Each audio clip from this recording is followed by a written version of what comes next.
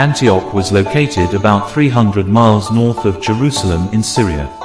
In the 1st century, cosmopolitan, metropolitan, pagan Antioch was the third largest city in the Roman world, boasting a population of about 500,000. It was in Antioch, far from Jerusalem, the cradle of Christianity, that the model New Testament church was established. The disciples were first called Christians at Antioch. The New Testament has several names for those individuals who congregate, who gather, who assemble, to form a local church. In the early days, the church in Jerusalem experienced great growth.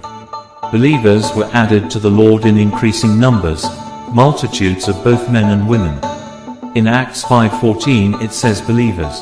When God commissioned Ananias to go to Saul after his Damascus Road experience, fearful Ananias responded, "Lord, I have heard from many people about this man, how much harm he has done to your saints in Jerusalem." In Acts 9:13 it says saints.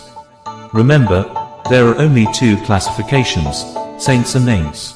Either you're a saint because you've been saved, or you ain't. Later, when Saul arrived in Jerusalem, he tried to join the disciples, but they were all afraid of him, since they did not believe he was a disciple. In Acts 9:26 it says disciple. As time passed, some men came down from Judea and began to teach the brothers and the sisters. Acts 15:1 it say brothers.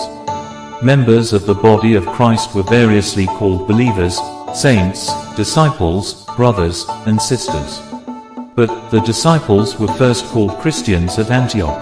In 1st century Antioch, Christian wasn't a self-description.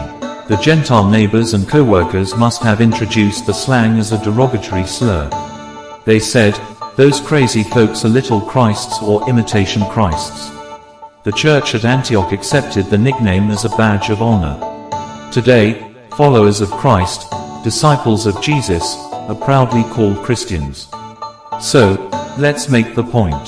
The members of the local church at Antioch, the model church, did something to provoke the non-believers. They were different. They were odd. In obedience to Jesus' challenge, they became the light of the world. The Christians at Antioch stood out like a candle in a dark room. The church at Antioch was growing, going, and glowing.